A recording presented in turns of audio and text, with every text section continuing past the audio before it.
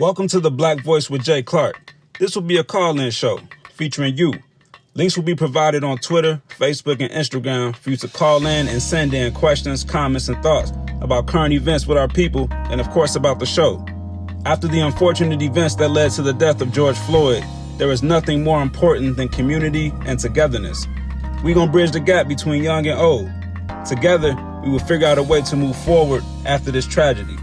Love one another and tell one brother and one sister about the Black Voice with Jay Clark.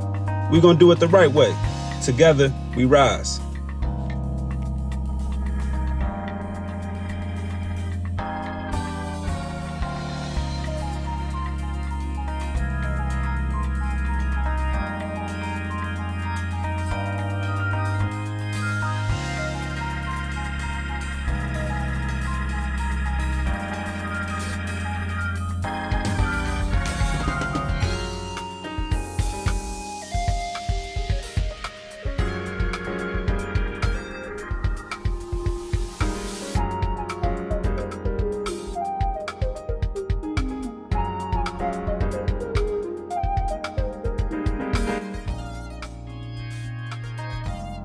Greetings, and thank you for tuning in to the Black Voice with Jay Clark. It is a pleasure and an honor to be with you today as we unpack the tragic and unfortunate events that led to the death of George Floyd. Now, traditionally, this will be a call-in show driven by you, the people. So in the meantime, I need you to follow us at BlackVoiceJ on Twitter, Instagram, Facebook, BlackVoiceJ@gmail.com, BlackVoiceJ, we're on YouTube. Find out a way to submit your questions, ideas, comments on what's going on with our people. We would love to hear from you. This show is driven by you, and it cannot be possible without you, every single one. So we're gonna dive into some topics here, and I look forward to hearing from you all. Blessings.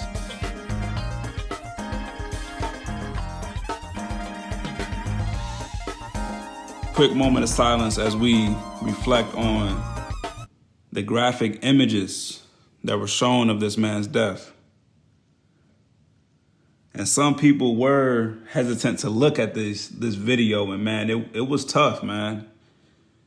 It was very graphic, very real, so close and so personal. You know, hearing the bystanders plead for his life. You know what I mean? This one was hard, man. For the man to go from full consciousness at the beginning of the video to death at the end is very hard to grasp. To see him, the man is on the ground, face down, with a grown man's knee on his neck.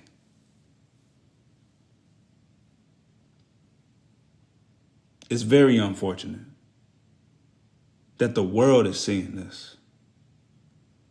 But what's even more unfortunate is it's nothing new. It's an unarmed black man being killed by a white cop. And we're here again. But this time, this one hurts. At a time where the whole world is hurting, in the midst of a pandemic, nothing is going on. But cops still killing black folks, though. Everyone's at home. But yet still, the minute percentage of the population that is out and about,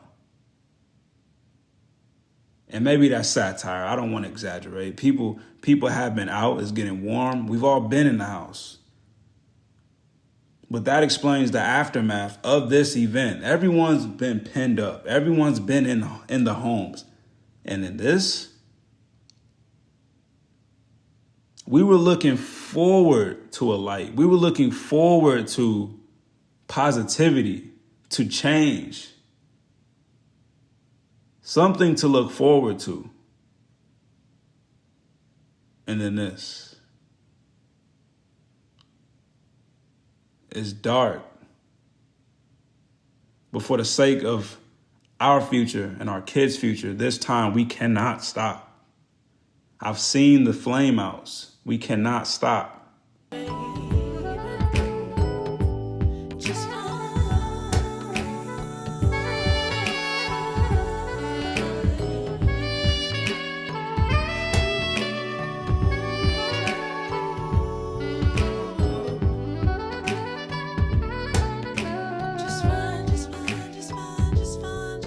Something else we need to address, and I'm just laying out the basis of what you're gonna get with this show, man. We gotta address it all today. Stay with me. These people bringing up black on black crime, and we only talking about our own people. We don't have to beat ourselves, man. So we already see us struggling, hurting, in despair, and then we go bring up more despair. Aren't most crimes committed against people that look just like each other? Because aren't most crimes committed within a community, within a neighborhood, within a home? So the person living with them, breathing with them, sharing the same space is more likely to look like them. Oh, but no, when it comes to black folks, we have to turn into a negative and isolate it. We have to wake up, man. We have to stop beating ourselves. Black on black crime is irrelevant to this issue. Black on black crime is a product of the system that we live in. The fact that it even has a label is a product of the system that we live in. And it's hard to get this through to everyone. Everyone won't understand it. Some will, few will run with it and live with it. Most people will ignore it. Some people will accept it. Others will take it and live with it. And when I say live with it, that means changing your decision making. That means thinking differently. That means when adversity strikes our people, you support instead of tear down. That means making the switch today to build instead of destroy. Some things we have to destroy and rebuild. But for the sake of this conversation, we have to build each other and stop the destruction.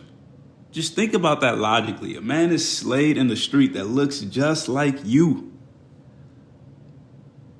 And you bring up another situation when a man that looks like you killed another that looks like you. But this man was killed by someone who was supposed to protect him, someone who was supposed to serve him, someone who's supposed to bring comfort to his community.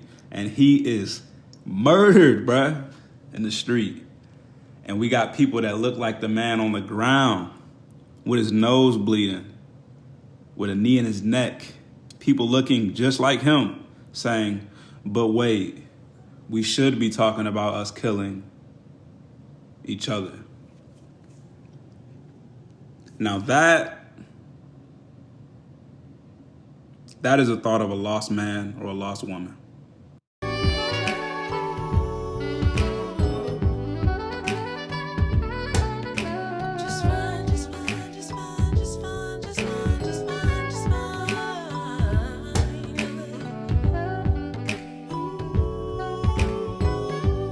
Some of my people calling out their fellow white friends and white followers. Oh, you guys aren't speaking on this issue.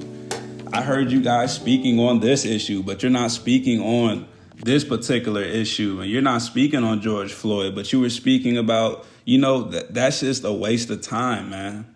Stop expecting the organizers, the designers to come to our aid and come to our grieving parties, man. Us waiting for a white friend to post something about this situation, about George Floyd, is no different from us waiting for reparations. It's no different for us waiting for a handout. We don't need no apologies. We don't need no sorry. We don't need no pat on the back, man. It's time to get off our ass and make something happen for ourselves. I see people rioting. I see people in the street. I don't know how I feel about that. It's not pointless. I can say that much. And there's folks in my community echoing, what's the point of looting? What's the point of destroying property because we're talking about it. You know, what's the point of slaying a black man? Let's talk about the video, guys. For those of you who have not seen it, and I can understand why you have not, it's hard to stomach. I don't give a damn what the man did prior to. The man is on the ground, on his stomach, with a grown man driving a knee in his neck. A trained grown man driving a knee in his neck. For what, 8 to 10 minutes? What? I saw a young man post on one of my feeds saying that this was designed, that we should not mistake this for some Facebook or some accident, that this was intentional, that this was a message. I 100% agree with that.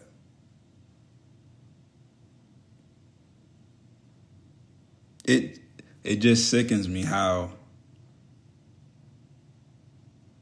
the man is begging for his life. The bystanders are begging for another man's life. And the gentleman, the cop, the short guy, bald-headed guy, if you guys seen the video, he's just standing there so carelessly. And the look on his face, the cop that didn't have his knee in the neck, watch the video again. The look on this cop's face tells me everything. It tells me that this was intentional, that this was a design. The cop is completely unconcerned for the man's life, completely unconcerned for the bystanders' sympathy and empathy. The way he is standing there, wide leg leaning back, is as if he's saying, this is out of my hands, and it was out of my hands before we even got to this point. That man was a target. That is what I want you out there to realize. George Floyd was a target. He was an example. This is not the last time. Trayvon was not the last time. Every time is not the last time. This is a design. To them, this is how it's supposed to be. And many of you may ask, what do we do about that? Jay Clark ain't got the answers, man.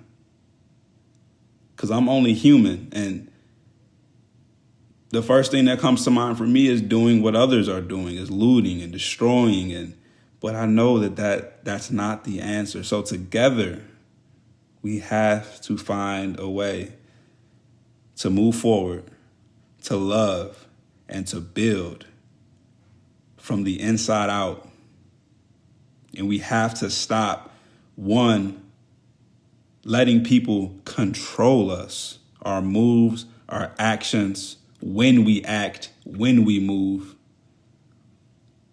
And two, we have to figure out how to move in unison for a purpose.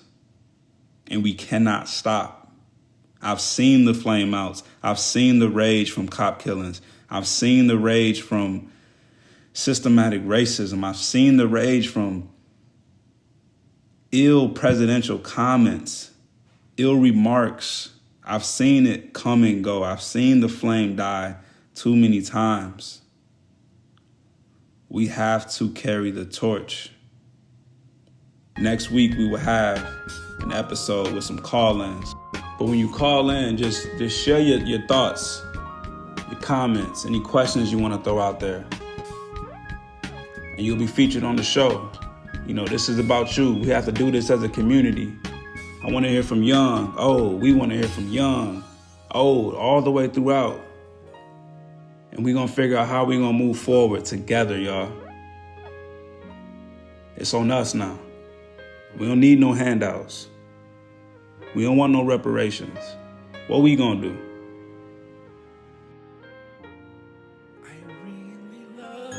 Thank you for tuning in to The Black Voice with Jay Clark. Remember, this show is about us, and ain't no us without you. To be featured on the show, go follow us on Twitter, Facebook, and Instagram at BlackVoiceJ. and submit your thoughts and opinions at anchor.fm/BlackVoiceJ. We love to hear from you. There is power in numbers, there is power in communication, and together we shall surely rise. This is The Black Voice with Jay Clark. Peace.